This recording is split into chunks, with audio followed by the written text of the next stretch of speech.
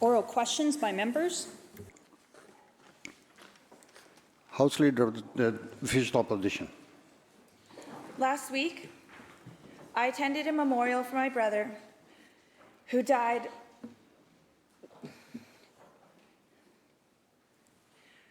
one year ago from a lethal dose of drugs. He lost his life because this government has not only failed to stop the flow of fentanyl into our communities, they then inflated the market with so-called safe supply, or safer supply, or is it prescribed alternatives? The fact is, Mr. Speaker, no matter how this government chooses to rebrand today or tomorrow, all drugs are lethal in the hands of vulnerable people who need real solutions now. Empty words by this Premier will not bring back my loved ones. So instead, my question is, will the Premier take action and call a public inquiry into the failed experiment of safe supply? Minister of Health. Thank you so much, Honourable Speaker. And first, I want to pass my sincere condolences to the Opposition House Leader. And it's unbelievable. It's so difficult to imagine what it must be like to go through losing a family member, and I am so sorry to hear about it.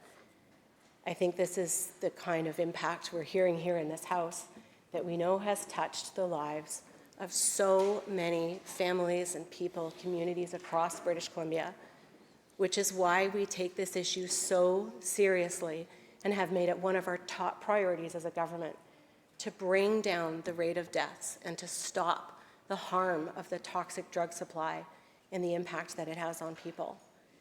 Prescribed alternatives are one way of helping people get the medicine that they need to stabilize their lives, to get access to more supports that they need, to move into different forms of therapy, and to ultimately get a treatment bed to get the recovery and work on the healing that they need. Evidence supports this approach. We have made changes, as announced yesterday, around how this program will work so that we can continue to work with the best evidence possible, working with clinicians and prescribers, with community service organizations, to make patient-centered, people-centered decisions and to help people get the care and the support that they need. Thank you, Mr. Speaker. Opposition House Leader. Respectfully, my family has already paid an unsurmountable price during this crisis. Not only did it take two of my brothers, but also my niece, who died alone in a tent in one of the tent cities from an overdose by herself. And just last fall, we buried my 13-year-old nephew because he found a wallet with drugs in it, which he did that night in his bed while his mom slept in the next room. And he was not an addict. We're not alone in this. We know that 16,328 people have died. Do not round the numbers down when you're talking about lives. 16,328 families that will not get their loved ones back, their children, their parents, and their spouses. Our children and our youth are our future, and they are dying because of this crisis. Again, Mr. Speaker, to the Premier, will you call a public inquiry to expose who knew what, when? Be truly transparent and accountable to the family members and the communities that deserve to know, and prevent the massive loss of precious life that we are experiencing as a community and as British Columbians. All questions through the chair and answers through the chair as well. Thank you. Minister of Health. Thank you, Honourable Speaker. And once again, the government or the Opposition House Leader is revealing very personal details around the impact on her family. And I want to acknowledge that this crisis has touched Indigenous peoples in particular in a very disproportionate way. and that the trauma that Indigenous people have lived with and the difficulty of accessing healthcare altogether is all part of this, and why we have to stay focused on the work that we are doing with everybody to support them in substance use disorders, in addiction issues, mental health issues altogether. Mr. Speaker, yesterday we made a decision to make changes to the prescribed alternatives program specifically to prevent diversion, to prevent these medicines from getting into the wrong hands and being used in the wrong way. They are intended to be used by the people for whom they are prescribed only. And in using this program, we know that people are being better connected to services, being stabilized, finding housing, finding work. This morning, Mr. Speaker, I met with AVI Community Health Services Society, and I heard directly from them about the 400 people that they have helped here on Vancouver Island through witnessed consumption of prescribed alternatives. And they told some very compelling stories and very heartwarming stories around what this has meant for people. Mr. Speaker, we have to act on evidence. We have to act with compassion. We're going to continue to do this work to get people the supports they need. Thank you. Leader of the Official Opposition. Thank you, Mr. Speaker. You have to act on evidence. Well, here's some evidence. The life expectancy of First Nations has dropped by more than 6 years under this NDP and under their policies. We've just heard, the very shattering stories from our House Leader. So many First Nation communities around this province have same stories, and not just First Nations, but others as well, have these same stories. And it's clear that this government wants to change the page on their safe supply scandal and the diversion and the damage that has been done to people across this province. $117 million has been spent on this program. Imagine how many lives could have been saved if that money had been spent on treatment, in particular abstinence-based treatment, which we know how effective that can be. There are many facilities around this province that have zero funding from government for what can be a very effective treatment. The public wants answers. The public wants to know just how did this happen. We need a public inquiry into this so we have the answers, so that we know how this has happened and we make sure that history cannot be repeated. When will this be called? Minister of Health. Thank you, Honourable Speaker. And the Leader of the Opposition speaks quite rightly about the impact on Indigenous peoples. And again, the need for culturally appropriate and safe supports and services for Indigenous peoples is an essential part of this work. But Mr. Speaker, the Prescribed Alternatives Program is working, and it is helping people. It is saving lives. We are making changes to this program to ensure that diversion does not take place, that these medicines don't get into the wrong hands while we work with people to move them onto therapies and into treatment and recovery. But Mr. Speaker, we have done so much work in building new treatment beds, in building new mental health supports for youth, and yet we know there is so much more to do because, Mr. Speaker, every month, every day that we hear about lives lost, it is a reminder for every single one of us that we have to work together to do this, that this is working with communities, with people, with nations, with experts, with physicians, with clinicians, to do this work together and to use the evidence that's out there to design and implement the best programs possible. Using the evidence to make changes to the program so that they are delivered more effectively is a wise way to move forward. But Mr. Speaker, we're going to continue this work. We have so much more to do to bring the rate of death down and to ensure that this toxic drug crisis stops impacting so many people. Leader of the Official Opposition, supplemental. Thank you, Mr. Speaker. The reality is somebody should be held responsible for the damage that has been done over the years for the program that clearly failed. This is a scandal, and this safe supply scandal, the diversion, how it has gone to fed the drug industry in this province, how it has gone into the criminals' hands, how it has fueled it right across not even just this province but beyond our borders. We need to know why, how, who actually was involved in this. More importantly, why it was not changed. Reframing it, rechanging it doesn't change the facts. Matter of fact, in April of 2022, Health Canada funded an organization released a document called Reframing Diversion for Healthcare Providers. Health Canada knew in 2022 what was going on. The federal government knew. There is no chance that the provincial government did not know about the diversion and the problems that were going on. And yet, we had the Premier say in March 2023, and he insisted that, and I quote, talking about this was, I quote, spreading misinformation, and I quote, disappointing to say that diversion and trafficking these drugs was even happening. There has been clearly a serious scandal that has gone on. The public needs to know information. When, Mr. Speaker, will the Premier take responsibility, call a public inquiry, and make sure that the public has the information about what has happened to make sure it should never, ever happen again in this province?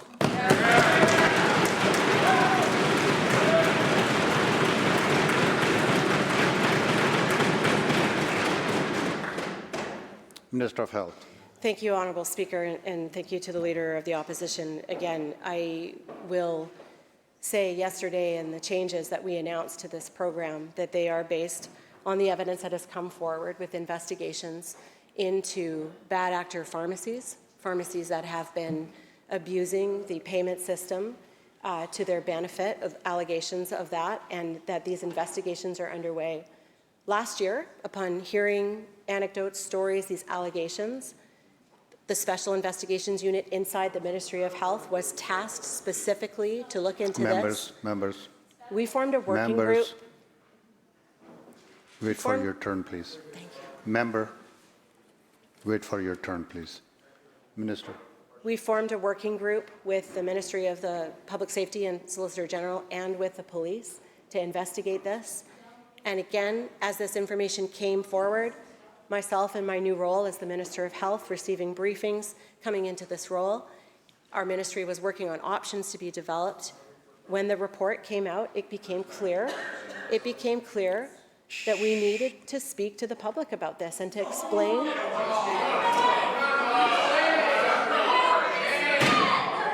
Members will come to order. To ensure that everybody understands the facts that we have and why we are making changes to the program. But Mr. Speaker. Member, please. Minister will conclude. Thank you. The interjection is correct. People are dying. And that's why it's so important that we continue to take action to build a system of treatment and recovery, to work with people in a patient-centered, a people-centered approach with compassion, listening to the best advice and expertise that is out there, to develop the right protocols, to work with people. Thank you, and that this is work we must do together. Minister.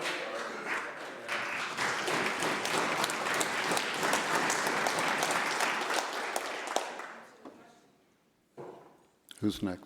Member for Surrey Cloverdale? No, sorry. Yeah. Member, who's from the Green Party?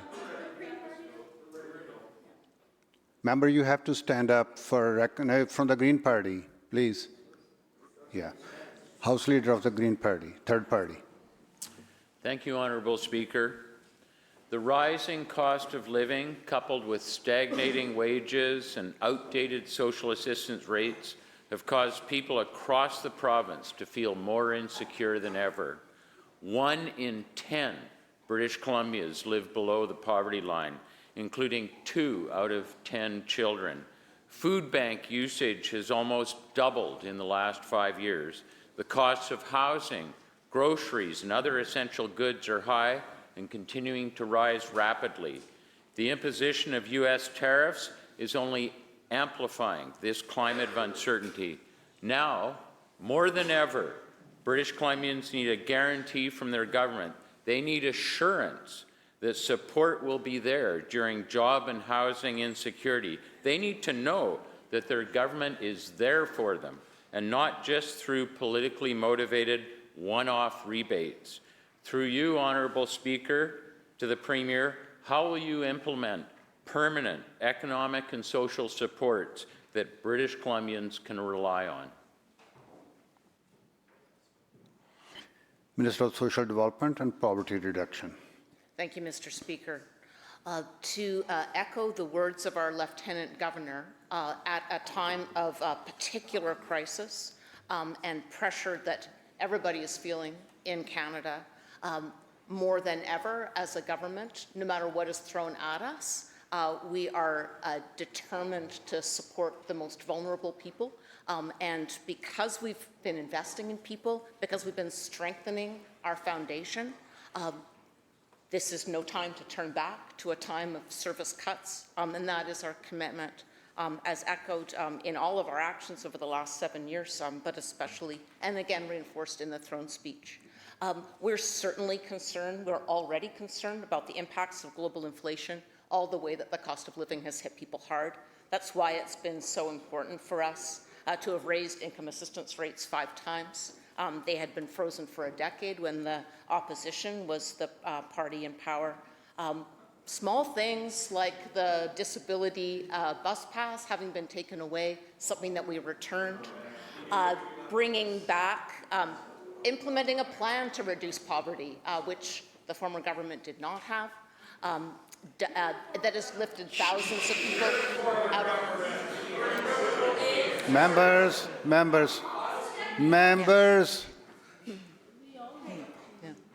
And that we have lifted thousands of people out of poverty, including 50,000 children out of poverty, is work that has been accomplished by investing in people and work that we will continue to do as a government. That is our priority.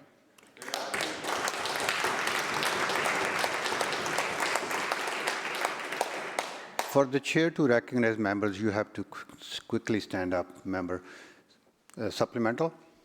Thank you to the Minister for your response. I appreciate the efforts that are made by the government, but I also need to re-emphasize the severity of the current situation. Tough economic times will continue to impact the most vulnerable people and put strain on almost every household across the province. BC is one of the wealthiest jurisdictions in the world, yet hundreds of thousands of people live below the poverty line. We must take concrete actions now that deliver the supports people need to survive. People in BC need certainty from this government. What is your plan over the next year, through the chair, to ensure that we no longer have hundreds of thousands of British Columbians living below the poverty line? Minister? Thank you, Mr. Speaker. We all want people to have the supports that they need at all times, but especially at a time like now, where there is so much chaos, the threat that families feel about the security of their jobs, forest-dependent communities especially. And this is work that informs for all of us on the government side, representing family members that were already pressured, as the member says, by the cost of living, that there's so much uncertainty ahead. That's why it was so important for our government to legislate poverty reduction. The member has seen our 10-year plan that we have been implementing over the last 5 years. We renewed the plan based on the input from 10,000 people across the province. Members. That's why it's been so important for us already to implement things like free prescription birth control, like expanding childcare, and increasing income assistance rates 5 times already. This work that we'll continue to do, that we're determined to do, it's more important now than ever. Thank you. Member for Surrey Cloverdale. Thank you, Mr. Speaker. In 2024, the Premier's public health officer stated, quote, "Diversion isn't a good or bad thing."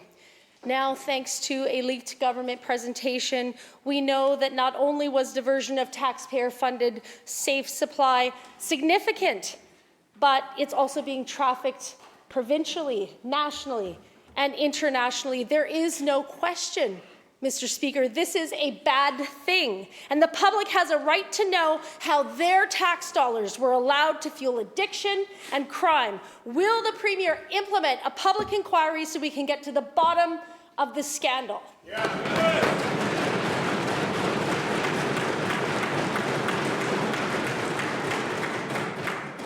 Minister of Health. Thank you, Honourable Speaker, and thank you to the member for the question. Diversion is a bad thing. We want to make sure that any medication for any use is used by the person for whom it is intended. And that's why the data that we've received from these investigations that began after these allegations surfaced last year have revealed the information that we needed to adjust and change accordingly the prescribed alternative program. And these stories, they helped. They led us to more information. The investigations that are underway right now, they've been an important part of making these decisions. We are acting on this work. We are going to continue to do that. This is about maintaining community safety. This is about ensuring that people get access to the supports, the services, the medication that they need to separate them from the toxic street drug supply and ensure that the medication they're getting is helping them move through the system into treatment and recovery. Mr. Speaker, we're going to stay focused on this work, and we're going to use the evidence before us to make the best decisions possible. Senator Cloverdale, supplemental. Thank you, Honourable Speaker. The minister had said, Mr. Speaker, that when they found out about allegations, they took action, and yet allegations of diversion, people coming forward with stories of diversion, that has gone on for years, and yet this government has continued to deny, and now painting it as a problem with bad actors, bad pharmacies. And only 11 months ago, Mr. Speaker, the former Minister of Mental Health and Addiction said there was, quote, no evidence to support a widespread diversion of safe supply drugs. The government repeatedly and continues to gaslight the public, even as there is mounting evidence that taxpayer-funded drugs were being used as a currency to purchase deadly fentanyl, enriching gangs and criminals who make and sell fentanyl, trafficked here in our province and outside the borders of our province. Somebody knew, Mr. Speaker. Somebody knew this was happening, and they did nothing. We need a public inquiry, Mr. Speaker. Will the Premier finally stand up today and say that he will implement one?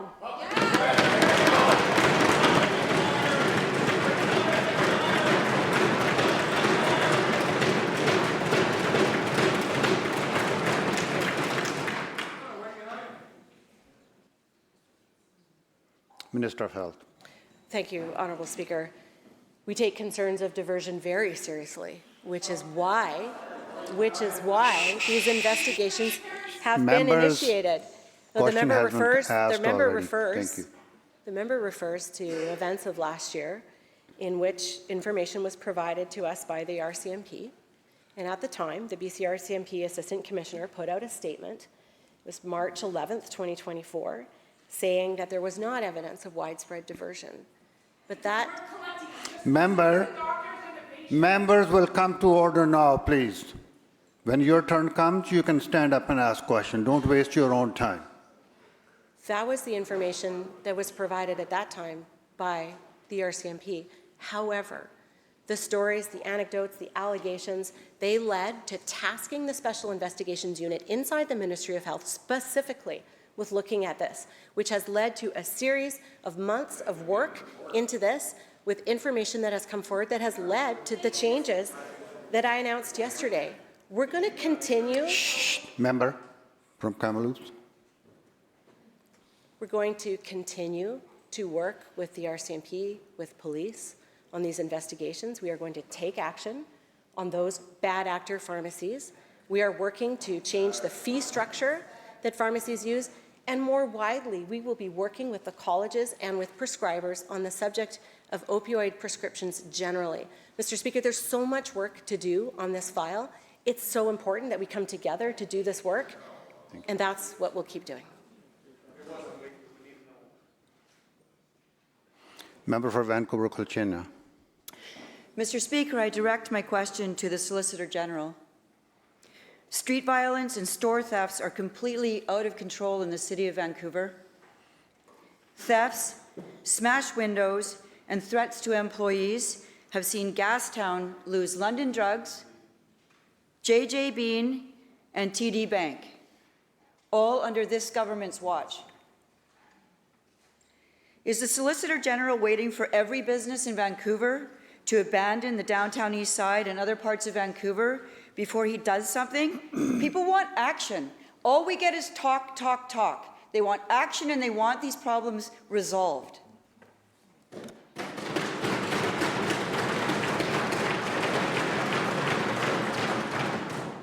Minister of State. Mr. Speaker.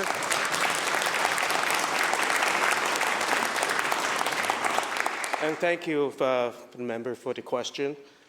I understand people don't feel as safe as they should be in their neighborhoods, and that's not acceptable. Gastown is actually within my riding, and I understand London Drugs has not moved out.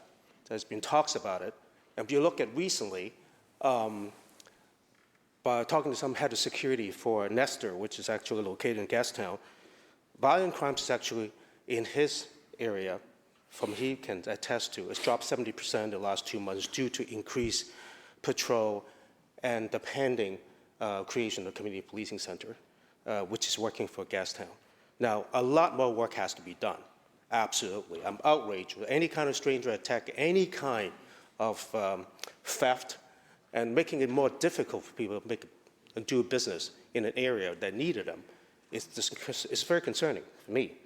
But to actually increase public safety in the long term, it needs coordinated effort between government, policing, mental health, addiction, and complex care housing to address those issues. So I look forward to continue to work on that.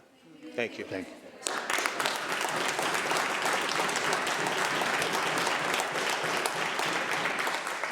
you. Member has supplemental. Yes, I do, Mr. Speaker. Ty William Lahr tried to kill staff with a lead pipe, and the repercussions for this? Released from custody as usual. We hear story after story about this. Local resident Betania Victoria said, quote, "The region is not safe. When I go to the stores, I feel the employees are very brave," close quote. When will this government implement involuntary care for people who are both a danger to themselves and to others? The laws are on the books, available for use. My constituents no longer want to face death threats at work. What is this government waiting for? No more talk. We need action now. It's gone on for years. When's it going to stop?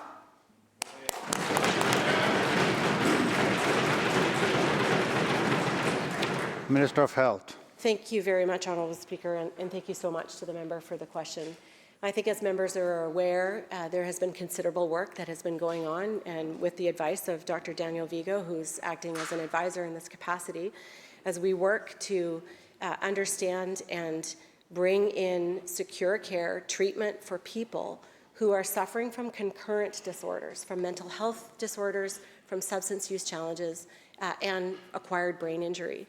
We will have 2 facilities that are being stood up this spring to provide the care for these people who are not in a position to be able to make the best decisions. Mr. Speaker, it's an incredibly serious issue and one that we cannot take lightly, and we will not. But we're going to continue forward with this path and expand as we come forward with new facilities and treating people, again, with the best, most compassionate and evidence-based care. Thank you. Member for Kelowna Mission. Mr. Speaker, this government has responded to the American tariff threat by wrapping themselves in the flag they once scorned, by implementing a fake hiring freeze after growing the size of government by 1/3, and by rediscovering the economy after driving BC to the lowest business confidence and the weakest private sector job growth in Canada. This premier seems to be inspired by Marx, Groucho Marx, who said, "Those are my principles, and if you don't like them, well, I have others." As they pivot to implementing conservative policies, this NDP government keeps blaming others for their record of failure and broken promises, like their cancelled $1,000 grocery rebate. The fact is, the premier promised people and families immediate relief right now, not in 5 years, in the first year of this government. And he promised it when BC was already facing a staggering $9.4 billion deficit of his own making. We know the member for Point Grey has a membership at Hotbox Yoga. So can the Premier tell the House which is more flexible, his promises or his principles?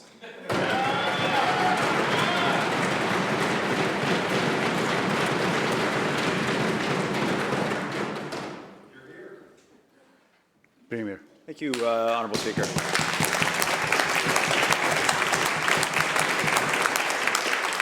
Well, first, let me begin by welcoming the member of the House and thank you for the question. I was at yoga this morning, had a good stretch. I encourage all members. It helps with the heart rate during question period. The member says the Conservatives have a plan for tariffs, and we've seen it. It's acquiescence to Donald Trump. We see tweets from members saying that all the government has to do is agree with the president and do what he says. False? Member. False? Member. The member for Members, Chilliwack. Premier. The member Premier, for Chilliwack, quote. Premier. Thank you. No. Member, don't ever use that word again in the House. Premier will continue. Member for Chilliwack, thank you, Honourable Speaker. Quote, and there we have it. The Premier needs to comply for the greater good, unquote, February 1st, 2025. Their plan to respond to the tariffs was to cancel the North Coast transmission line, a major project to grow our economy. The member is simply wrong about BC's economy. We were the fastest growing economy in Canada last year.